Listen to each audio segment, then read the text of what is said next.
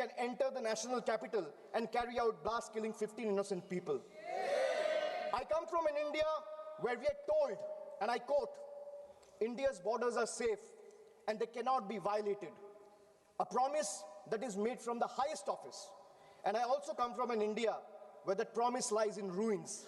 Terrorists crosses our border, infiltrated heavily guarded militarized zones like Pahalgam, and gunned down 26 innocent civilians under broad daylight. And Honorable Sir, all of these, the abandonment, the broken promises, the selective cruelty, it's not random, it's not accidental. It flows from a single, unmistakable principle of this budget. So this budget is built on a single unmistakable principle, that is triple, teen. A writer once said, there are three kinds of lies. Lies, damned lies, and statistics.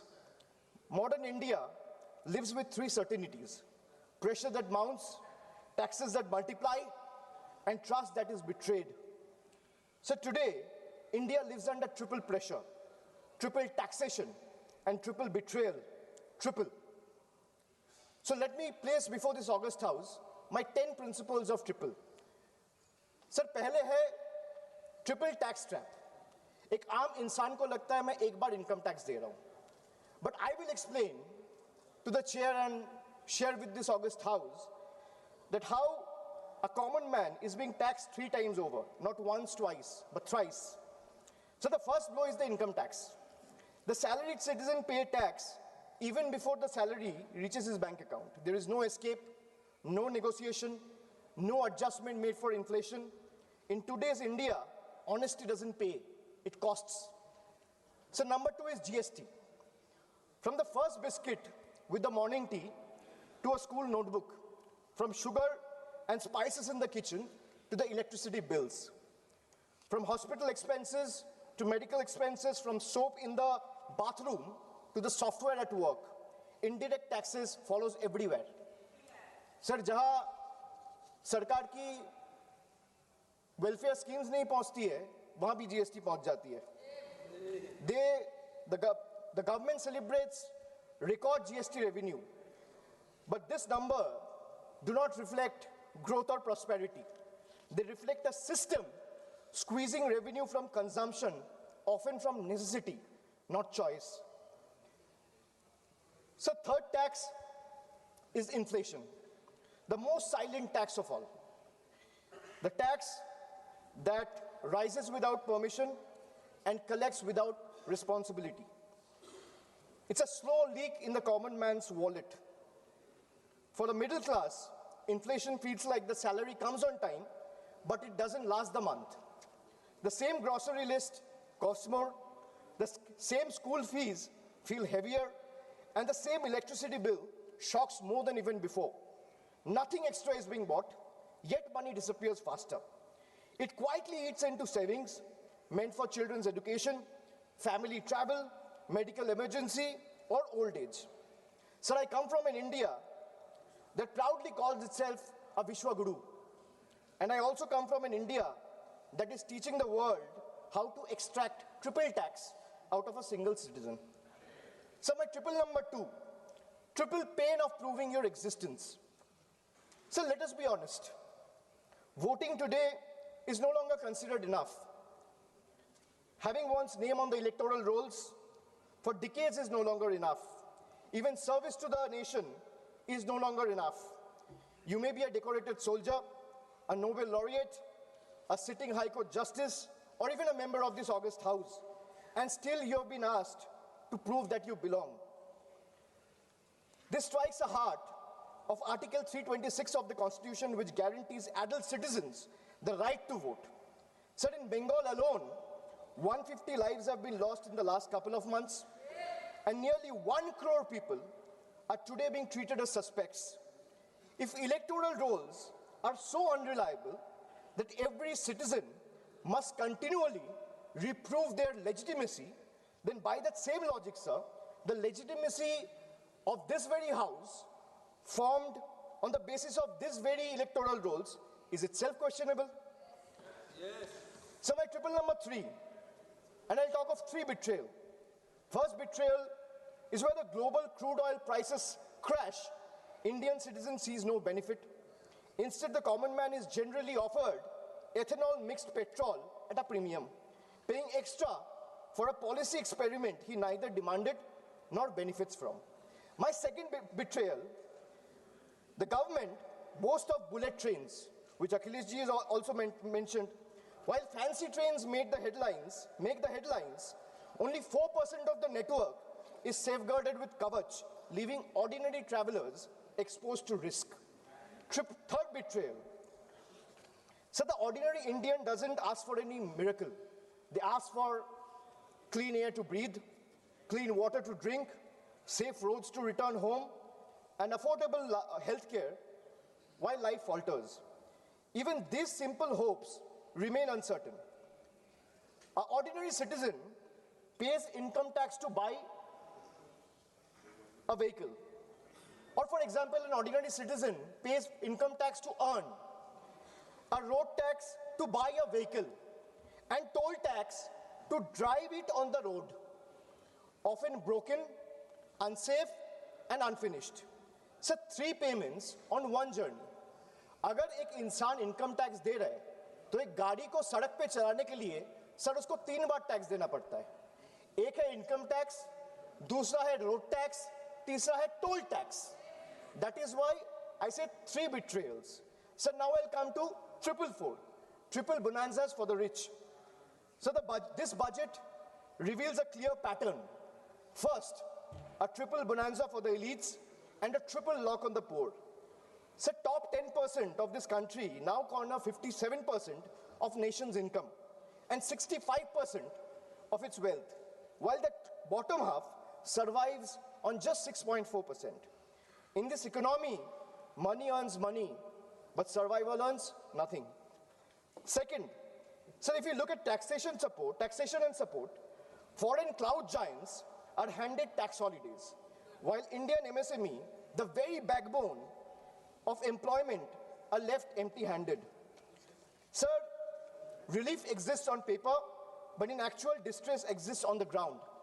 Third, corporate India gets red carpet, easier property rules, wider equity access for NRIs and massive infrastructure promises, but the result of these government policies is not competition, it is concentration. Oligopolies flourish, entry barriers rise, and ordinary entrepreneurs are kept outside the gate, watching cronies grow richer with the union support. Sir, I come from an India where wealth is applauded as a virtue. And I also come from an India where survival itself is treated as ambition. I come from an India where policy quietly opens the gates for the powerful. And I also come from an India that stand outside those gates with hands folded, backs bent, hearts heavy, and eyes raised, hoping that one day these gates will open for them too. Now my 555, farmers. So the budget completes a cycle of betrayal. Every day, nearly 30 farmers dies by suicide. Not because they failed, but because policy failed them. 5 years after the historic farmers' movement, which saw 700 lives lost, the union government has still refused to legalize MSP. Promises were made at protest sites, assurances were echoed in parliament, but delivery never followed. And now, adding salt to the injury, the government has now announced a trade deal with the United States that will open Indian markets to heavily subsidized American farm produce. The deal may benefit American farmers, but it will depress prices, destroy competitiveness, and further marginalize Indian farmers who struggle without MSP protection. So this is not a trade policy. This is an abandonment of our Annadata. Sir, I have a tweet right in front of me, which I want to show or place before you. Sir, Secretary Brooke Rollins, who is the Agricultural Secretary of the United States, she said, and this is 5 days back, on the day when the trade deal was announced, she's clearly saying, new US-India deal will export more American farm products to India's massive market. In 2024, America's agricultural trade deficit with India was 1.3 billion. India's growing population is an important market for American agricultural products, and today's deal will go a long way to reduce that deficit. So this is not my tweet. She clearly says, thank you, President of the United States, for once again delivering for our American farmers. If the government doesn't agree with a tweet, so where is the disapproval letter, or where is the communication that the government has sent in protest to the tweet that has been sent out 5 days back? Sir, America का agriculture secretary कह रहे हैं इस deal से America का किसानों का फायदा है, इसीलिए हम अमेरिका का सभापति का धन्यवाद करता है. And the Indian government of the union has not written a line in protest of what the agriculture secretary has tweeted. So now I come to youth. So the much publicized PM internship scheme was allocated over 10,800 crores. Less than 5% of the amount has been utilized. Similarly, the PM Young Achiever Scholarship, which was meant to uplift the talented students from marginalized backgrounds, saw 31% of its fund go unused in financial year 25-26. Sir, if I speak of women, more than 86 women are raped every day in this country. A number that reflects systematic collapse, not isolated crime. Sir, Bengal exercised its constitutional authority and passed the Aparajita Bill, a stringent anti-rape law providing the strongest deterrence against crime against women.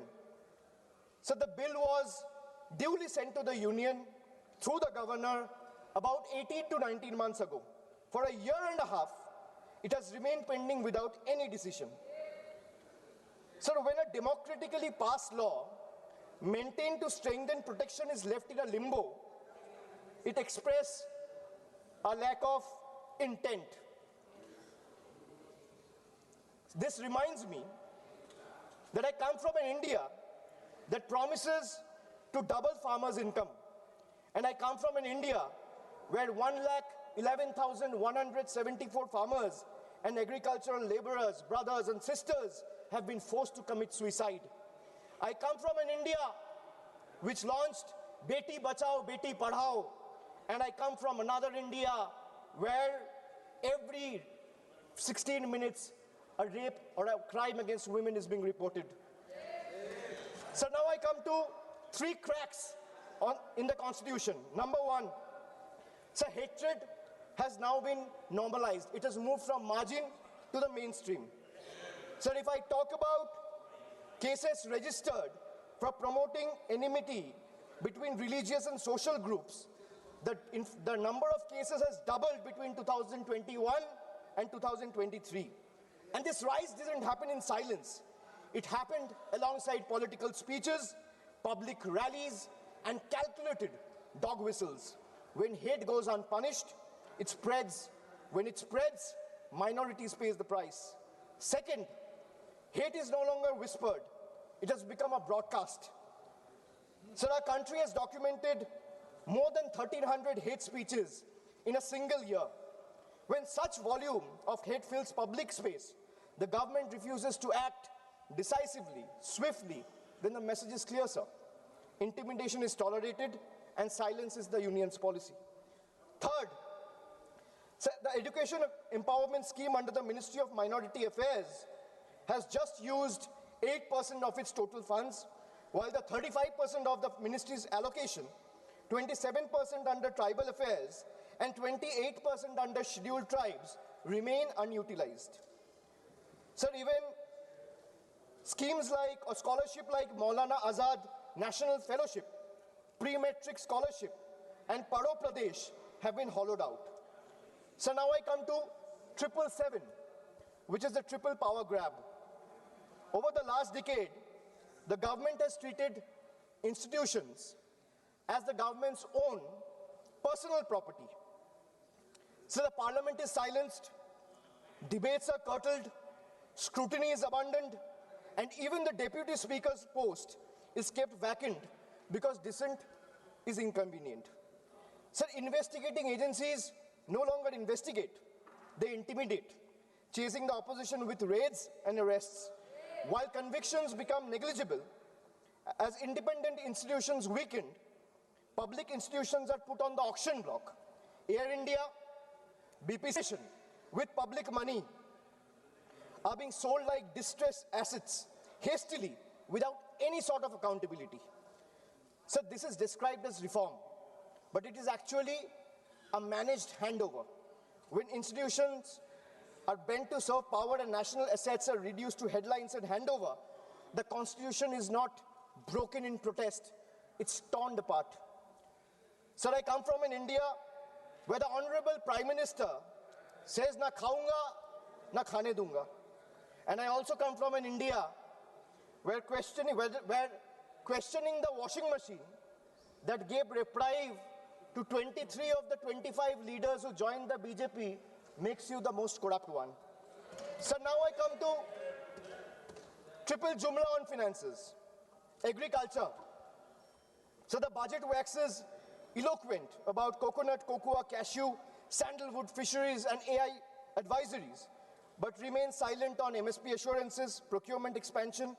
There is no price stabilization fund, no diesel support, no fertilizer relief, and no electrical subsidy. This is diversification without security, and it leaves the majority of Indian farmers trapped in distress. Sir, even the PM Kisan scheme has been stuck at 6,000 rupees since December 2018. Despite soaring input costs and record diesel prices, sir, in actual, if we see, real terms, farmers are earning less each year. A rupee in 2018 is not a rupee in 2026. Sir, if I speak of healthcare, the government spends less than 0.26% of the GDP. And they might have questions on my source of information. If the need be, I will place all the sources before the table by 8 p.m. tonight. The government spends 0.26% of GDP on public health even today. The national health policy promised 2.5% of GDP. What we get instead is postponement, excuses, and under-allocation. In a country where illness is still the fastest road to poverty, this budget chooses flyover over first aid, optics over oxygen, and announcement over actual care. So if I speak of infrastructure, the smart city mission promised transformation in 100 cities with over 2 lakh crore. Yet a decade later, what we have is half-dug roads and half-built homes. Instead of finishing the job, this budget announces new economic regions. Sir, under the Jal Jeevan mission, funds were cut by 74%, forcing states to pick up the bill. In higher education, 55,000 crore is spent on management, but 2.68 crore on infrastructure, not even enough to build a world-class lab. So now I come to my 999, the triple truth trap. And what I mean by truth is, the accountability on the government, sir, primarily rests on 3 pillars. One is the RTI Act. But when I speak of transparency, it diluted the RTI Act by expanding personal information as a ground for refusal. Sir, if you speak of PM Cares, the PMO claims it lies outside the purview of RTI because it's a private fund. A fund that is created by public authority in a public office with the money of the people is being claimed as a private fund. There's no accountability. Sir, NFHS and NCRB data has been frozen because welfare still runs on census 2011. Sir, if I am to summarize the budget from the perspective of 3 stalwarts, B.R. Ambedkar warned us. What is the moral verdict of the budget? If we were to look at it from the perspective of Dr. Ambedkar, Gandhiji, or Swami Vivekananda, Dr. Ambedkar warned us that democracy is not just institutions. It is a constitutional morality. Gandhiji taught us economics divorced from ethics is violence. Swami Vivekananda reminded us that a nation cannot rise by crushing the weakest. Well, this budget violates all three. In today's India, sir, tax does not follow income. Tax follows life. आज के भारत में tax कमाई के पीछे नहीं, जिंदगी के पीछे है, चलता है sir. I will give you a small example. A baby is born, his milk and diapers are taxed. He grows, his education is taxed. He studies, his books, pencil and mobile data are taxed. He starts earning, his income is taxed. He saves for future, his savings are taxed. He spends to survive, his survival is taxed. He goes to work, his fuel is taxed. He falls sick, his illness is taxed. He grows old, pension and healthcare are also taxed. And Honorable Speaker, even after his death, the family still pays tax. बच्चा पैदा होता है, दूध और diaper पर tax, पढ़ाई शुरू होती है, शिक्षा पर टैक्स, किताबें, notebook, pen, pencil, mobile data, सब पर टैक्स. कमाई शुरू होता है, इनकम पर टैक्स. सर बचत करता है, बचत के ऊपर टैक्स. जीने के लिए खर्च करता है, खर्च पे टैक्स. काम पर जाता है, पेट्रोल डीजल पर टैक्स. बीमार पड़ता है, इलाज और दवाई पर टैक्स. बुढ़ापा आता है, पेंशन और इलाज पे टैक्स. और मौत के बाद भी सर शोक सभा में अगरबत्ती जलाने के लिए भी परिवार को टैक्स देना पड़ता है. This summarizes the budget. Sir, I am addressing the chair. I'm sure the finance minister will have a reply ready. When she is given the opportunity to speak, she can quote me, and if I am misleading the house, she can take my name and then place her arguments. Sir, from a baby's first milk to a citizen's final farewell, this government taxes life at every step. जन्म से लेके अंतिम संस्कार तक हर कदम पर tax. ये reform नहीं sir, ये लाइफ टाइम टैक्स ट्रैप है. Sir now I come to 1010, मेरा लास्ट ट्रिपल. मैंने 9 ट्रिपल का बात किया, अब 10वां कर रहा हूं. Sir I will and with 3 dates, 3 moments of history: 2016, 2021 and 2024. 3 elections, 3 verdicts, 3 decisive defeats for the BJP in West Bengal. And after this triple defeat, a 4th one is no longer a warning. It is approaching. Sir, मैं ज़रा घुमाऊंगा नहीं. Let me come straight. Sir, the government want to punish Bengal. Let them proceed. We won't bow. You want to freeze our funds? We will persist. मैं क्यों कह रहा हूँ persist? क्योंकि पीएम आवास से लेके, सड़क से लेके, मनरेगा से लेके सारे पैसे बंगाल के पिछले 5 साल से ये सरकार ने रोक के रखा है. प्रधानमंत्री ने आत्मनिर्भर भारत की बात किया है, हम स्वनिर्भर बंगाल क्या होता है काम करके दिखाया है. So you want to punish Bengal? Proceed, we won't bow. You want to freeze our funds? We will persist.